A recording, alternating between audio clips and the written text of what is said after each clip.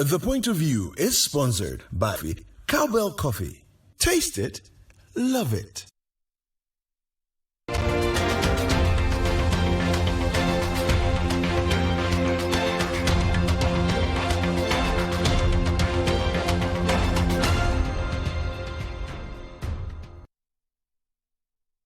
Welcome to The Point of View. This is your favorite current affairs show on television. Here on The Point of View, we pick the right topics, get the right guests, ask them relevant questions on issues that matter to you. We're live and interactive, and we have a big show tonight. It's a topic that's been raging on. In fact, started somewhere early 2021 when the arbitration award was given, but it's come full circle. We'll be speaking to the communication officer of the opposition NDC on a press conference they held today to raise many red flags about where we are with that particular terminated agreement.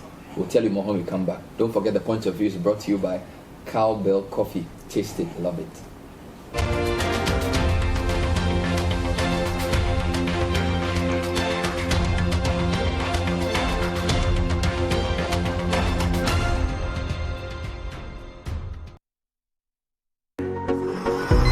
I woke up this morning. Nothing wakes me up better than a cup of Cowbell coffee. Delicious coffee aroma.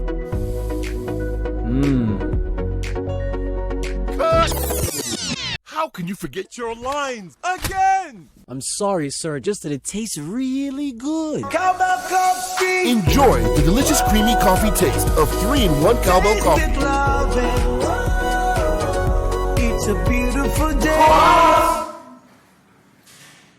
Waiting. Cowbell Coffee. Taste it, love it. This advertisement has been vetted and approved by the FDA.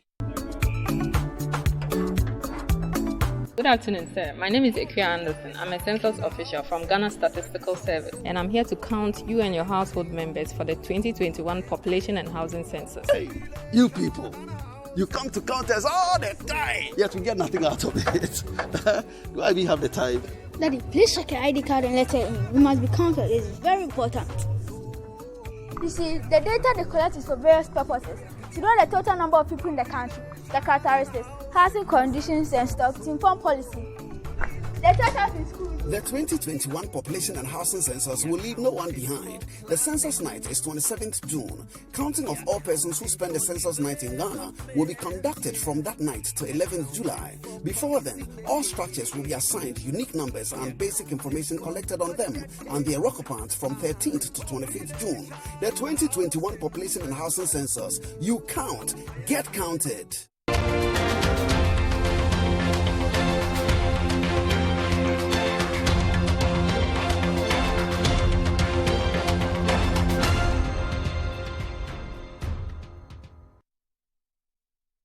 So an independent power producer, GPGC, took Ghana to arbitration and won a whopping $170 million against us for many things we did in relation to a power purchase agreement which was signed somewhere in 2015.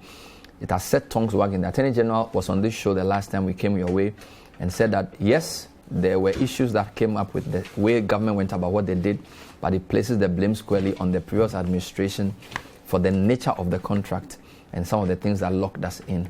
The NDC would have none of that. They addressed a press conference today led by their communications officer, Sammy Gyamfi, who pointed out many flaws with the way government went about the management of that whole deal, the termination, and handling the case. Sammy Gyamfi is in studio to explain the NDC's position to us. We are live with him. Good evening, Sammy. Welcome to the program.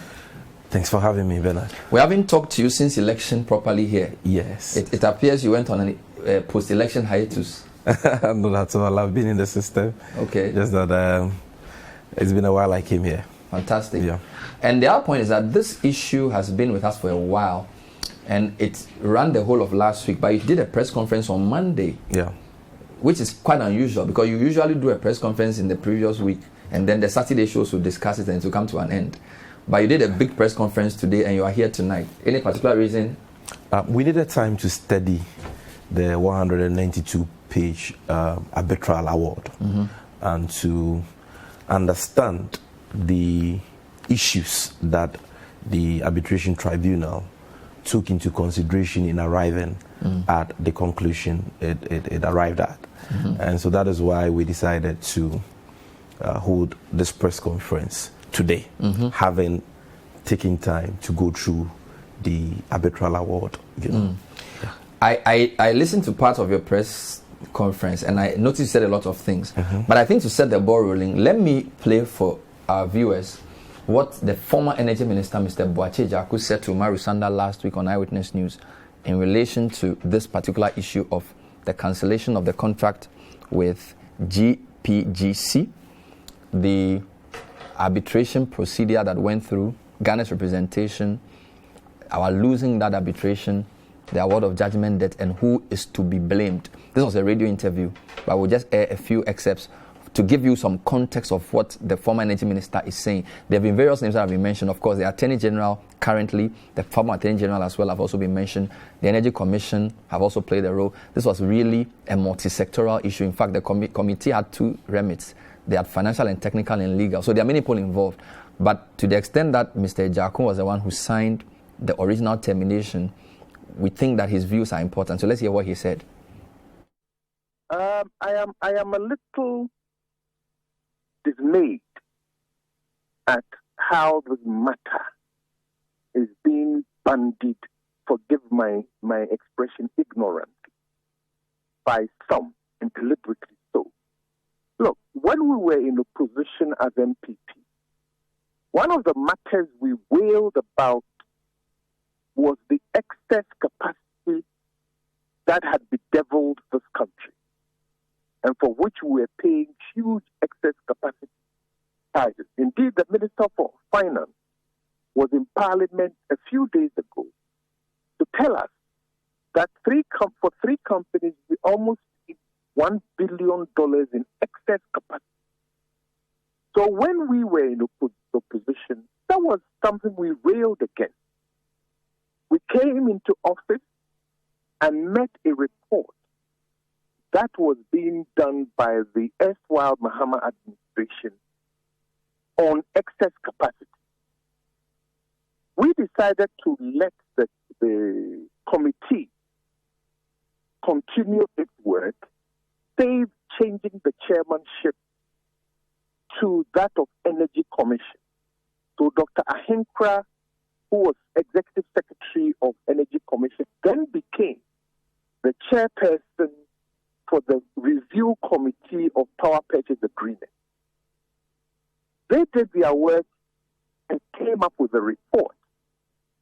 The report had certain classifications, 4 classifications. One was that there were certain companies or PPAs that had gone past their long stop date and therefore we were dead legally and therefore we didn't have to worry about. The second class was a number of companies who had already gone past their financial close that you couldn't do anything about. You had to let them proceed. The third group was we needed to change their COD, the commercial operation, so that we would rebalance supply and demand between capacity and need for power. So there were some companies that were pushed as far back as 2030. The fourth category was those that were not needed, that we couldn't find justification for, that had not met their requirements. Those 3 or 4 of them, the committee recommended that we terminate and pay the termination cost. This report was sent to Cabinet. Cabinet looked at it and referred it to the Attorney General's department. The Attorney General looked at it again and it came back to Cabinet. And Cabinet approved that indeed these were the actions to be taken. I, as Sector Minister, was therefore instructed to implement the recommendation of the Power Purchase Agreement Committee. In so doing, I wrote to the counterpart the counterparty to the contract, which is ECG, to say that based on cabinet decision, these are the steps you need to take. I also wrote to the companies notifying them of cabinet decision. Now, once these letters went out, the Attorney General Department then constituted the mechanism to negotiate with those who were to be terminated and with those who were to be pushed back to as far as I think the latest was 2035. It was around that time that I also left office. So by the time I left office, negotiations were going on. It was after I left office that I heard that one of the companies had triggered the clause to go for arbitration. So that is the story as is. So I know that when I was in office, some people tried to get me to vary the report as approved by cabinet. And my position was very clear. If you're a sector minister and cabinet approves, it does not lie within your province to alter the decisions by cabinet. Said, no, you can't do that. So we left it as is. And that was the time I left office as minister. So it amazes me that some people can fix their mouth and say that because I was minister, I should be personally charged with the responsibility of that liability. It's ludicrous. And I ask myself, what do we think they're doing in this country? Just to be clear, as of the time you were leaving, this company, even though penciled for termination, had not been terminated. No, they had been notified that they were going to be terminated and that the Attorney General will be negotiating with them on their termination costs. And indeed, negotiations had already started between the Attorney General's office and the said company. Negotiations were going on. Do you know how these negotiations ended at an arbitration or court of arbitration? No, from reading from the report, I can read that the company accused government of not acting in good faith and therefore triggered the clause that allows them to go to arbitration. Was there a better alternative? The negotiation that the AG was going to do, was that supposed to lead to a termination that is mutually beneficial to both parties? Well, at the end of the day, if you terminate a contract, you pay the liability. And it had been estimated by the committee, a figure had been estimated by the PPA review committee as just termination entitlement. So once you terminate, you understand that there will be costs related to the termination. And the committee had a table for all the costs related to termination. I see. Honorable, you have mentioned that Category 4, under which GPGC falls, there were other companies where discussions had to be had with the Attorney General for possible termination. Now, this GPGC deal has ended in the courts, and we have a 170 million judgment debt on our heads. Do you know, and have you been following what happens to the other ones? Should we be worried that they may follow similar suits? I have not followed, and frankly, I have no interest. I have not followed.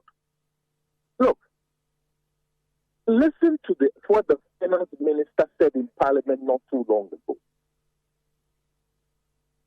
We have paid over almost $1 billion for excess capacity. Excess capacity means power we don't need and cannot use. the PPA Review Committee estimated that the contracts as they were, if they were allowed to stand, would pay at the end of the 13th year $7.2 billion in excess capacity charges. Excess capacity is what the capacity you don't need. So that was former Energy Minister Boakye Agyarko speaking to Omar Sanda. So Sammy Gyamfi, so lots of things have gone on. So what's the summary of the position of the NDC? I mean, our position on this matter is based on the decision of the Permanent Court of Arbitration that determined this matter. And if you check paragraph 493 of the arbitral award, it is very clear that Ghana has been slapped with this judgment debt because of one reason and one reason only. And that reason has to do with a wrongful termination of the GPGC EPA.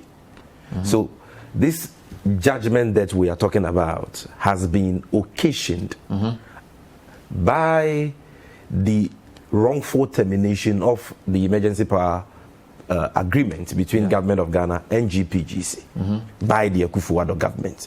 Because paragraph 493 says, after the arbitration tribunal considered all the evidence and the submissions of the parties, said that in light of those conclusions, the tribunal must consider the proper measure of damages to which GPGC is entitled by reason of government of Ghana's wrongful termination of the EPA. You understand?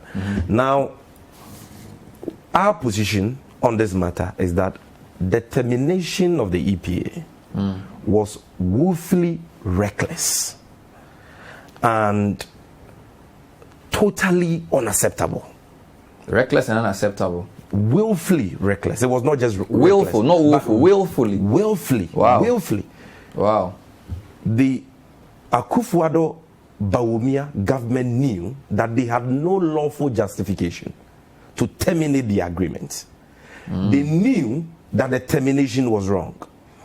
They knew that terminating the agreement the way they did could occasion a judgment debt and a financial loss to the state. They very knew of that. Yet they proceeded with sin. And that is why we find ourselves in this avoidable financial loss situation. You see, the argument you just heard Boakye Agyarko canvas about excess capacity and all, it's a cock and bull story. It's a post facto face-saving gimmick that should be treated with a contempt it deserves. Because I have in my hand here, Bernard, a copy of the letter of termination that Boakye Agyarko signed on the 13th of February 2018 relative to this agreement. And if you check the letter, it doesn't make any reference to excess power or excess capacity charges. He gave 3 reasons for the termination. The first one was the failure of GPGC to achieve financial closure. That is to secure funding for the project. The second one, according to him, was the failure of GPGC to secure a license from the Energy Commission in accordance with Section 11 of the Energy Commission Act to allow them engage in the business of selling electricity in Ghana. Then the third reason he gave, according to this letter, was the failure of the company to secure siting and construction permits for the Blue Ocean project at Pong. You understand? These are the 3 reasons contained in this letter. Nowhere is any reference made to excess capacity or the propriety of the agreement. You understand that for an agreement like this, there are financial analysis and legal reasons. So the legal reason is what he stated in the letter. And what he's saying may be the financial motive. Well, I mean, we are not. Do you understand? Because in fact, the arbitral award actually makes reference to this. That on page 171. That on the basis, this is paragraph 492, just a paragraph before the one you read. That on the basis of the record, the tribunal has no hesitation in concluding that the true reason for the purported termination of the EPA was aptly summarized by counsel for GPGC in the opening submission. And they state a financial reason. So my point is that he is stating a financial reason and then writing a legal basis for termination doesn't necessarily mean it's a cock and bull story. It just means that you can't tell somebody I'm terminating an agreement because it doesn't make financial sense. You obviously have to use a legal route because it's a legal issue. And I'm saying the legal reasons they gave didn't make sense. Because at paragraph 479, we'll talk about the financial reasons. Yes, we'll come But to let's that. deal with the legal reasons, because that is what is contained in the termination letter. Yes. According to paragraph 479 of the arbitral award, it wasn't true that the company didn't have siting and construction permit for the Blue Ocean project at Pong. The arbitration tribunal found that indeed the company had a building permit from the Pong Katamanso District Assembly, paragraph 479. Because you have the arbitral award, I have it in front of me. I'm looking at I will be making reference to the paragraphs without reading because of time constraints. Again, the tribunal found that it wasn't true that the company had defaulted relative to the license from the Energy Commission, because the facts showed that they had applied for that license. But the Energy Commission Board, which is the body mandated by law to issue such licenses to applicants, had not been constituted by President Akufo-Addo at the time. And so that breach was not attributable to the company, but government of Ghana. Then third, the issue of the state of the equipment and all that. The company, the tribunal found all these reasons to be contrived and baseless, for which reason they decided to slap us with these damages.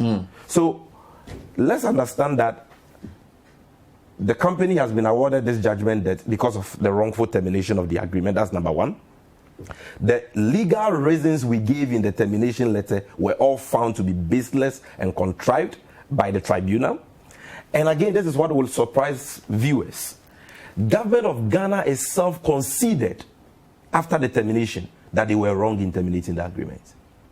You have evidence of that? Yes. Check paragraph 486. If you check paragraph 486, the revelations there will shock you.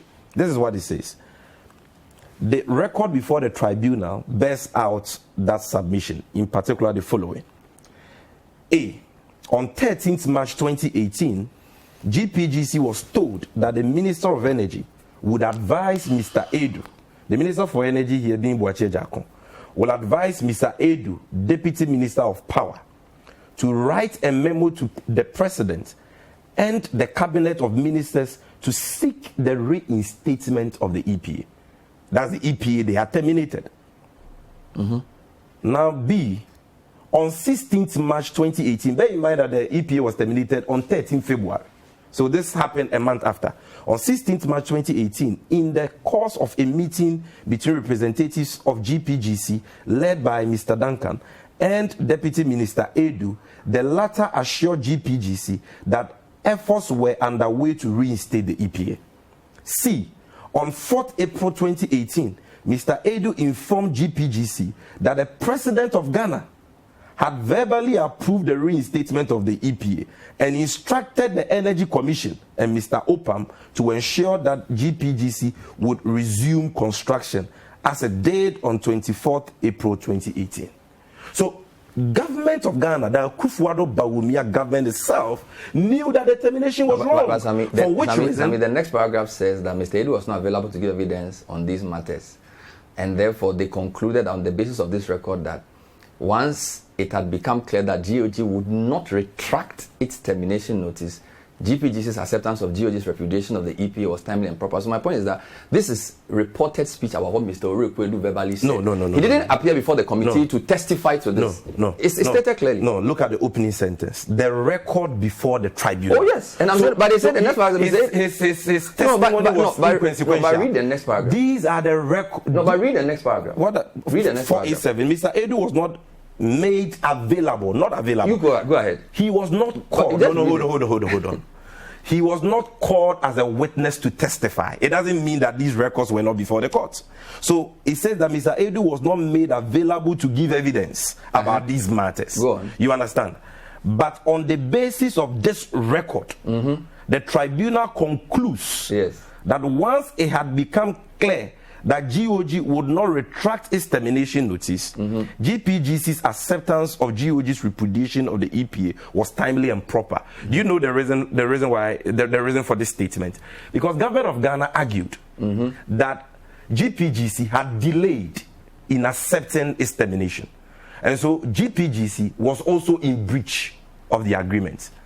That is what is called the principle of mutual breach, according to government of Ghana. So they said, we terminated the agreement. You were supposed to accept that termination, okay, and challenge same within a certain time. You delayed, you were not doing so. Now, the tribunal notes that between the time that the contract was terminated and when GPGC accepted same, there were negotiations between the company and the government of Ghana. Yeah, which exactly. Spoke about. And officials of the government of Ghana had given indication to the company that the termination was wrong and that they were taking steps to reinstate same. So the tribunal is saying that they didn't delay. Fair enough. That's the point I'm making here. But again, let me deal with this issue. Our friends in the NPP keep saying that they terminated this agreement based on a recommendation by the PPA committee. Yeah. That is palpable falsehood, Bernard. That is not true. And that is an issue that raises serious questions of fraud that we need to investigate as a country. Bernard, listen. The PPA, why is this false? Because number one, the said reports by the PPA committee, which recommended the termination, the possible termination. The purported. Or if you like I said, government of Ghana may. So the possible termination of the EPA. Yeah. And for government of Ghana to pay $18 million. That report is not signed by the chairman or the members of that committee. Now, when the which version is not signed? The whole report is not signed. The one submitted to the arbitration hearing or the one circulating on social media? I've not seen a signed copy of the report. Because don't forget that the arbitral award made reference to a report, but qualified it and called it a redacted version. A heavily redacted. But you see, so they use the issue of signature. But the arbitral award doesn't say that the report which was in record or on record was signed. Now, but it also in 488 it also does not doubt the fact that I'm coming. It doesn't doubt the fact that the basis of the termination was partly based on the BPA report. No, that and was also the Attorney General's. No, the conclusion is there. I'm going to prove to you based on the arbitral award that it is not true. We have the we all have the same arbitral award. Because you see, when the chairman of the committee, we set up this PPA review committee sometime in September 2016. Yes. It was headed by Michael Opam at the time. When there was a regime change, Dr. Hinkra took charge. Okay. But he's from the Energy Commission. He was working at the Energy Commission before he was brought to the Ministry of Energy to assist Dr. Donko. Yes. And then when the NPP took office, they sent him back to the Energy Commission, and then he went and chaired this committee. Now, he appeared before the arbitration tribunal and gave evidence. Yes. Now, during cross-examination, when he was asked about what the recommendation of his committee was on the GPGC agreement, the man said he could not recollect the committee recommending the termination of the agreement. And that is contained at paragraph 490. Under cross-examination, he equivocated as to whether he had any recollection of the particular recommendation made in respect of GPGC EP at all. At all. Just as he has sought to distance himself from the AG's advice, which was subsequent to the committee's report. So why would Dr. Hinkra deny knowledge of that recommendation? He was the chairman of the committee. Under cross-examination. Yes. Why? When you appear before a court and you don't remember something, you can seek leave of the courts to refresh your memory. Bear in mind that he was a key witness for government of Ghana at arbitration proceedings. The whole essence of his testimony was about the work of the committee he chaired relative to the GPGC EP. And the court wanted to find out what their recommendation was. The man said, I cannot recollect as making any recommendation for the agreement to be terminated. And then he dissociates himself totally from the advice of the Attorney General and Minister for Justice at the time that recommended the termination of the agreement. Now, what is even more scandalous is paragraph 491, which says that false assurances were given by government of Ghana in October 2017 that the GPGC project was one of those unaffected as a result of the review, and that it enjoyed the full support of the minister and of Mr. Upam. Okay. So government of Ghana, bear in mind that the committee concluded its work in 2017. The termination was on 13 February 2018. Now, in October 2017, after the committee had concluded its work, government of Ghana officials actually told GPGC that, look here, you have nothing to worry about. Your agreement is not one of the agreements that have been recommended for termination. But, that's verbal. Is there any evidence of a letter? This is quoted. This is my brother. This is a court decision. Yeah, but I know. But I'm just saying we that are talking about the decision of the Permanent Court of Arbitration. But if I'm sure, but we've both read the report. Yes. There are places where there are specific representations made of letters. Yes. So did anybody give a letter saying that? Look. For a court to say, because a lot of times they quote verbally, say Mr. Redu said this or Mr. This person said that. You see, this is the decision. First of all, they analyzed government claims, of course, their rejoinder and all that. Yes. And then they came to this conclusion that false assurances, this is an emphatic statement, fair were enough. given by government of Ghana in October 2017. No problem. So definitely they are referring to correspondences of some kind. No problem. We'll take a short break. Why would the government of Ghana do that? We'll take a short break and come back to other issues, because we raised about 5 issues in the press statement.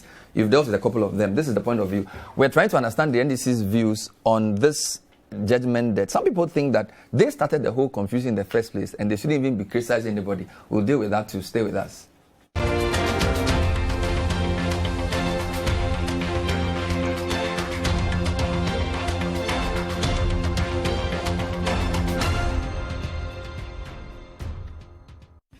Bonsoir, monsieur.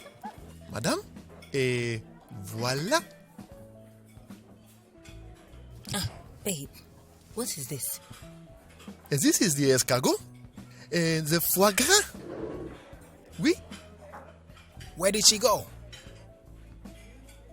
You pa one casa who say obase or pay fiedian. It's been long since you ever felt like this. Welcome to the best in Ghanaian entertainment on Aquaba Magic. Welcome home to Aquaba Magic on DSTV channel 150. It's your moment. DSTV.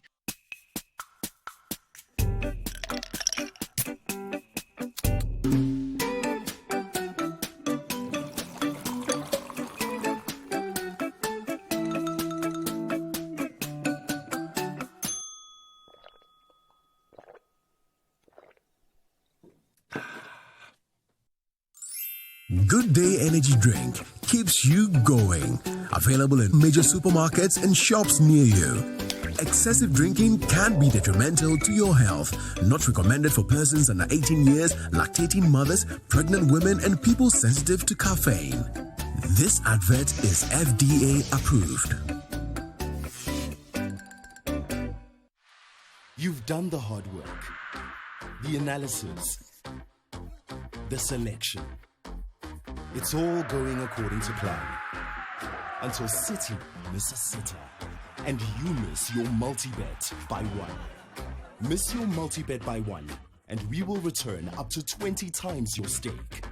We've got your back, even when City don't. This advertisement has been vetted and approved by the Gaming Commission of Ghana. Bet responsibly, not for persons below 18 years.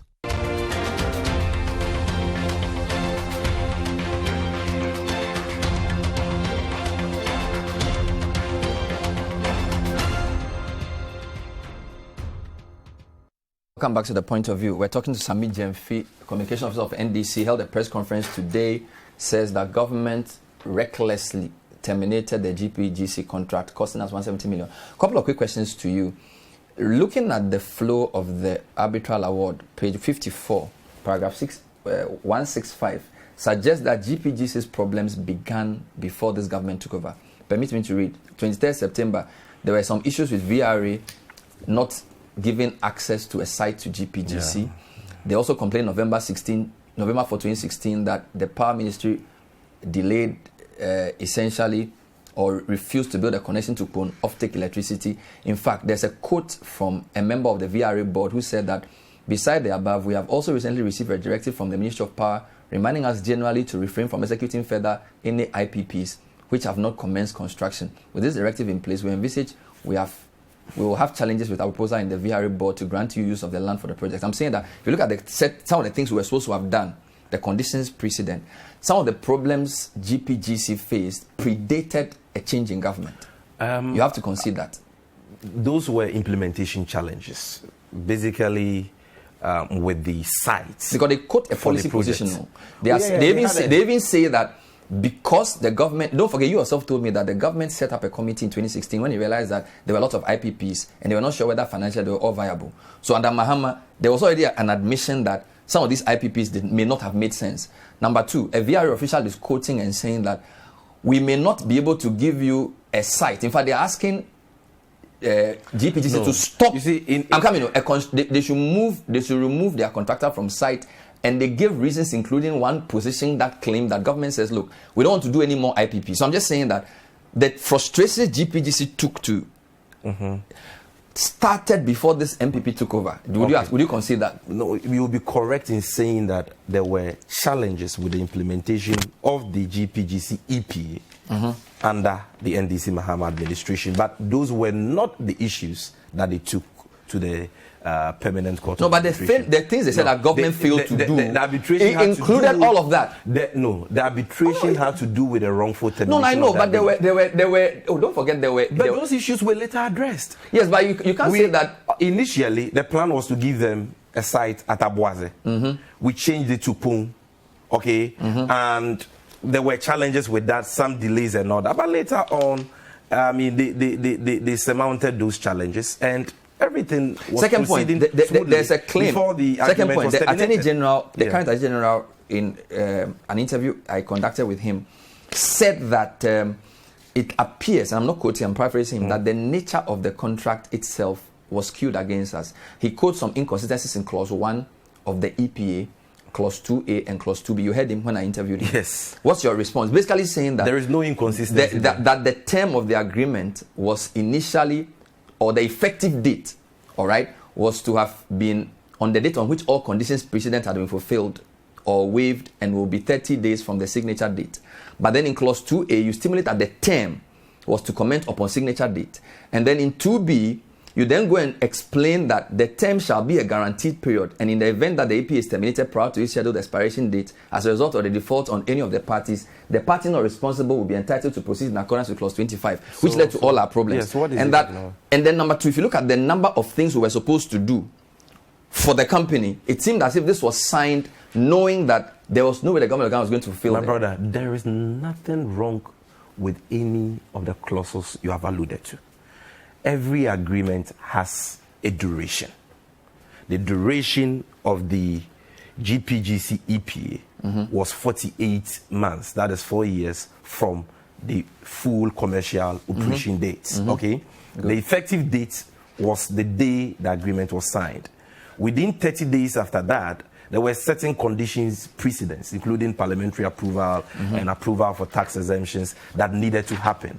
Okay, and so the fact that an agreement is given a fixed duration and that same agreement provides for certain conditions precedent and subsequent that must be fulfilled, it's not irregular at all. It's in the sense that the term begins from signature date, not when you have fulfilled any condition. No. So once you've signed, the thing is in motion. No. But they are condition precedents.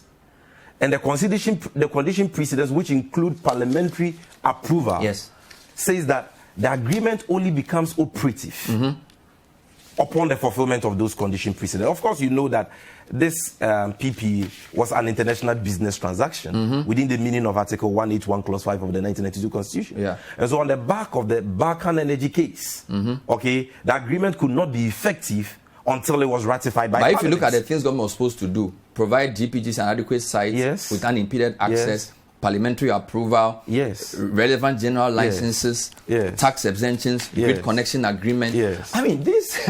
I asked myself whether it was because it was an emergency power deal. Are these regular? No, but what is wrong with those conditions? There were conditions which were onerous for the government to fulfill. No, onerous. But it's very clear. Which of those conditions are onerous? Come on. You are supposed to provide an unimpeded access to a site. Yes. What is wrong with that? And then you are supposed to obtain, give them all kinds of tax exemptions.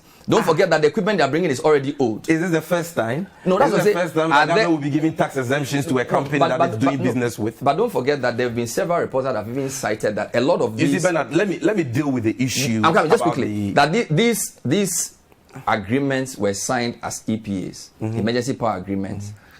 Financially, did not augur well for the country. Placed too much, what do you call it? Pressure on the government's finances. Led to capacity charges that essentially. That's not true. No, but that's a fact. That's not true. The capacity charge issue is. That's not true. That's not true. Which is not true. You see, first of all, I think we've established the fact that this judgment debt has been caused by the willful recklessness and criminal negligence of the Akufo-Addo government in terminating an agreement they had no business terminating. In terminating an agreement based on baseless and contrived claims, which have all been found to be, baseless by the Permanent Court of Arbitration that determined this matter. Now, you've raised the issue of the financial sense. Yes. In signing this agreement. First of all, most of the agreements our friends in the MPP are referring to are MOUs and agreements that never became effective under the Mahama administration because all the agreements had certain preconditions, key among which was parliamentary ratification. And so if you go and pick a memorandum of understanding or an agreement which had not received cabinet or parliamentary approval, and you put all the agreements together and you say, oh, these were too many agreements. But they separated them. You are being disingenuous. No, they separated them. Hold on. Sammy, Bernard, if you Sammy, but let's be clear. There were 3 groups. It is not true. There were 3 groups. So listen to we my saw side. It in the report. You've listened to their side. Listen to our side too. In terms of agreements that we signed that became legally operative, yes, per our laws, you are looking at just 7 of that. 4 EPs, emergency power agreements, and 3 IPPs. Good. 3 regular IPPs. Yes. The 4 emergency power agreements were car power 10 years, which this government has extended by another 10 years. True. Then Ameri, which now belongs to Ghana because the 5-year duration has lapsed. It was a BOOT agreement. Then AXA, which was for a period of 5 years, which this government has extended for another 5 years. There's Ellie. Then Ellie, which was the last project that we worked on, and which President Akufo-Addo cut the sword for in April 2017 when he took office. Yeah. So if we engage in the reckless execution of power purchase agreements, why did President Akufo-Addo cut the sword for early power, which we negotiated? Why have they extended the duration of car power, which we signed? Why have they extended the duration of AXA, which we signed? But then, apart from that, the regular IPPs, you had Amandi, Jacobson, and Early Power. If you take the emergency, the only one they have cancelled is the GC EPA, which is what has attracted of the committed ones. Yes, of the committed ones. Yes. So how can you say that these 7 power purchase agreements were too many? 7. No, I'm not saying they are saying they are too Apart from these 7, can anybody show me any other power purchase agreement which was ratified by Parliament under the actual NDC? So you are using the parliamentary ratification because without that agreement it's not effective. It's as useless as a sheet of paper. So there are 7 other power agreements which are being considered, and then there were about 11 more. Putting all the... I'm saying that the only agreements which were approved by Parliament and for that matter became effective and operative under the Mahama administration are these 7 that have taken. So you want to restrict yourself to those? Yes, nobody can describe this as too much. Reject and apart from that... So I'm coming. So when they make the claim that there was a capacity charge of up to 900 million, which indeed was paid over 4-year period. I'm putting together. There were 2 issues.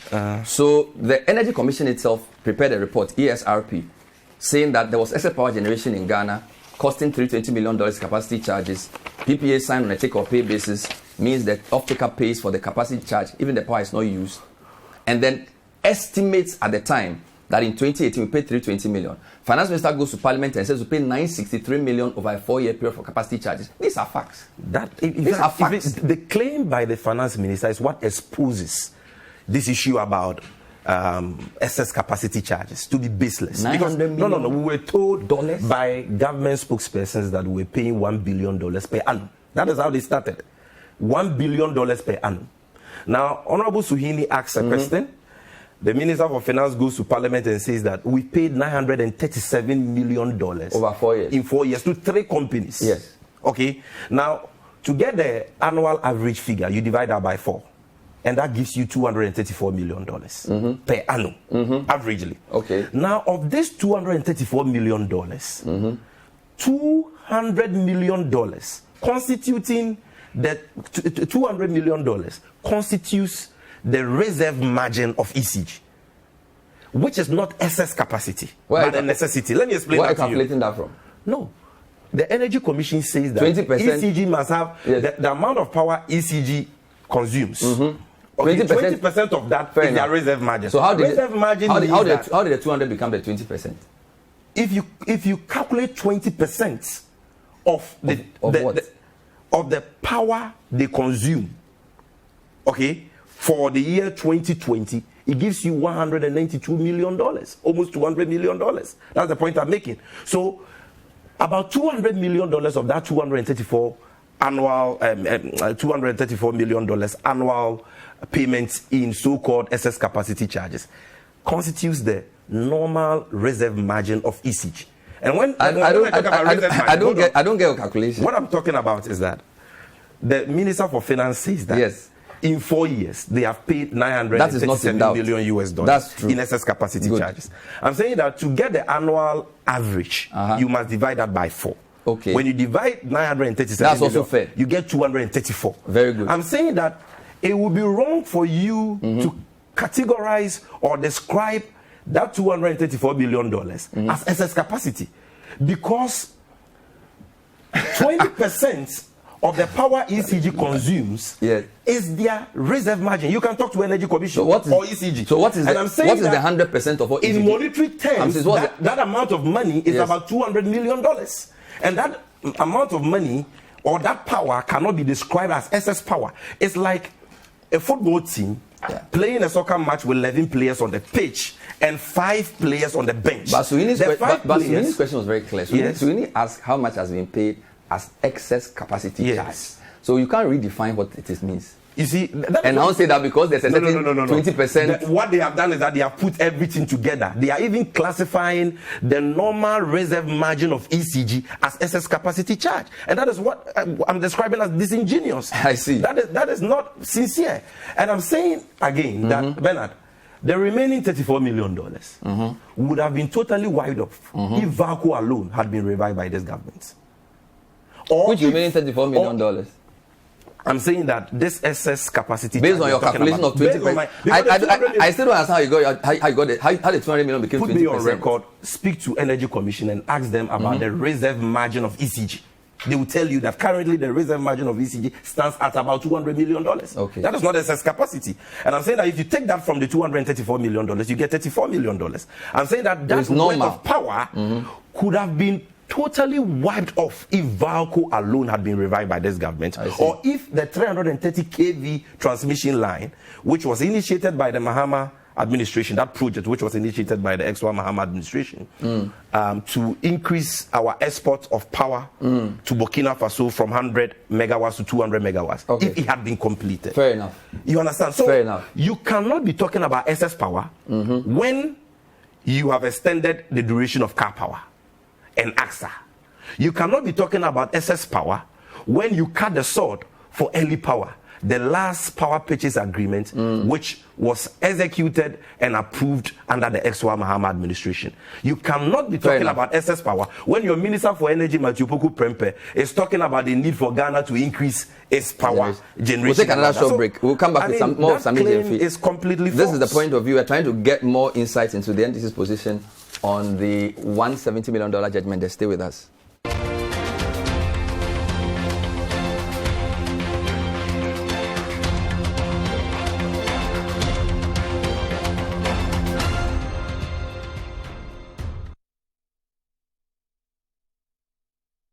Hello there. We know what matters today, don't we? Hurry up. Follow safety measures. drive for hours, grab a perfect spot, park smoothly, and then visit another shop and scroll for the opportunities. Tap to pay. Enjoy that extra reward. Get 10% extra cashback when you pay with Visa. How you pay matters. It's a good day to meet every challenge. It's a good day to want more out of life. It's a good day to wish for it, work for it, go get it. Familiar taste, a delicious indulgent with a flavor you just can't hide. Refreshing energy gives so much for so little. For a strong performance, you've come to the right place. Good Day Energy Drink. Why wait a minute to enjoy a good day when every second counts? Good Day Energy Drink keeps you going. Excessive drinking can be detrimental to your health. Not recommended for persons under 18 years, lactating mothers, pregnant women, and people sensitive to caffeine. This advertisement has been vetted and approved by the FDA.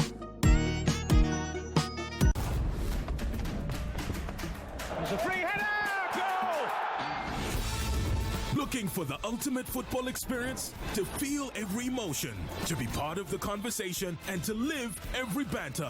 Looking for Ronaldo, Hazard, Sterling, for massive skills and out-of-this-world moments. Come and get it. Watch the UEFA Euro 2020 live on SuperSport from 11 June to 11 July on GoTV. Love it.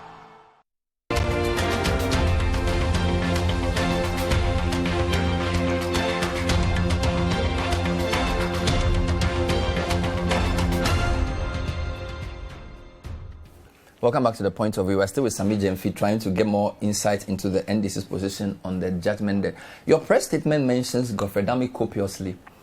It doesn't make reference to the former Attorney General. Is there any specific reason for this? No, we make reference to the former Attorney General. Okay. We made reference, yes. Her advice for the EPA to be terminated is part of the reasons why we are here. Okay, so none of them can be extricated from liability in this case. Godfrey Dame is the one who is trying to play Pontius Pilate, and create the impression that he was not involved in this matter. His attention was drawn to it only when he was sworn in as the Attorney General and Minister for Justice. We are saying that that is not true. Because if you check paragraph 1 of the arbitral award and you check the lawyers who represented the government of Ghana, his name is there. Number 2, Godfrey Dame, he was very part of this case. Our checks even show that he led the government of Ghana team on several occasions during the proceedings of the arbitration tribunal. And so this attempt by Godfrey Dame to extricate himself from liability and create the impression that this was the making of his former boss and all that, for us is untenable. But he's also accused of sleeping on the job in relation to the appeal. He was a lawyer in the case. To the appeal. He knew that the Permanent Court of Arbitration had scheduled its decision for the 26th of January. Yes. He also knew that by that time, it wasn't likely that we're going to have an AG or deputy AG in office. So what instructions did they give the Solicitor General?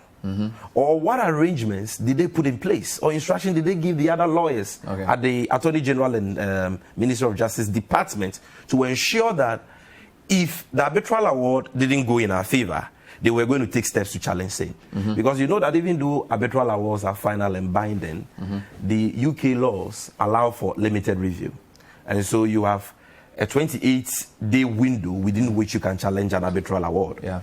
We, after we lost the arbitration with lawyers from the AG department led by Godfrey Dame, and a local Ghanaian firm called Abufa and Partners, we engaged the services of Cherry Bless Company. Yes, Omnia Strategy. Yeah. And they went to court on the 25th day of the 28-day ultimatum to ask for extension of time. Yes. The court was magnanimous enough to give them an 8-day extension. But Omnia Strategy, that internationally reputable law firm, realizing that Ghana had a bad case and mindful of the damage that could do to their reputation, backed out. And so Ghana had to use the taxpayers again to engage the services of another foreign law firm called Volterra Theatre, who asked also for an extension, which was not granted. Who also filed the process to challenge the arbitral award on April Fool Day, 1st April, 23 days after the extended deadline of 8 But aren't you making too much out of this, because you know that the grounds for even an appeal are limited? Either there's fraud, either the party did not know. But they claim that they had grounds to do so. So if they claim that they had grounds to set aside the arbitral award, they should have done so within that. What do we pay Godfred Ame for? What do we pay? I mean, taxpayers' money has been paid to Omnia Strategy, Votera Theatre, and all these lawyers who were working on the case. What benefit have we gotten from that as a country? My brother, we are talking about a judgment debt of $170 million that we all as Ghanaians have to cough up to a private company. That is no joke. We are talking about 1 billion Ghana cedis, which is equivalent to 10 trillion old Ghana cedis. Monies which could have gone into the provision of schools, hospitals, roads, and meaningful projects to benefit the people of this country. If you look at the EPA in its truth as a lawyer, do you think that EPA was fair to Ghana? Very fair. In fact, you see, it is hypocritical and preposterous for anybody, okay, not to talk of the Attorney General, to challenge the propriety of the agreement. Because apart from the fact that the agreement was approved by Cabinet and Parliament, which made it effective, Government of Ghana itself, by its conduct, expressed faith and confidence in the terms of the agreement. You know why? Because not only did we terminate the agreement by relying on the provisions of the agreement, we actually filed a counterclaim on the basis of the agreement. If you check paragraph 352. So we can't go around and say that the agreement... a counterclaim is a fresh action. But you can... So you've sealed... I get that. But you can... You've sealed under this agreement. So you say that once you say an agreement is not well written, you can't use any part of it. You can't seal it. You can't say you're a Muslim but you chew pork meat. You understand? You are saying that the agreement in one way the agreement is defective. Yet on the basis of this so-called agreement, who has ultimate responsibility for this amount of money? Those who knew that they had no grounds, legal grounds to terminate the agreement, and considered that they had no legal grounds. Even if they were trying to do it on a financial way to save Ghana money. My brother, the termination letter is clear. There was no financial. It was legal. The only financial reason they gave was that the company had not achieved financial closure, which was also a lie. So they've cost us 170 million. That is it, and that is what the Permanent Court of Arbitration has determined. The signing of the agreement did not occasion this country any financial loss. In any case, the agreement was approved by Parliament. You understand? With the MPP side, Sammy, thank you, participating fully, both at the committee level and at the plenary. So how can anybody be questioning? You haven't been here in a long time, so you will give another chance to come back. I'll be grateful for that opportunity. But I think that, Bernard, we need to pursue this matter. We need to hold those who are responsible for this, financial loss to the state responsible. We need to ask serious questions about how this whole matter has been managed. Sammy Gyamfi is the National Communication Officer of the NDC. We've been brought to where we are. And he addressed a press conference earlier in the day, which was the subject of our show. Hope you had some interesting time. Thank you for watching. We'll be with you next time. The Business Dashboard is next. See you next time. Bye-bye.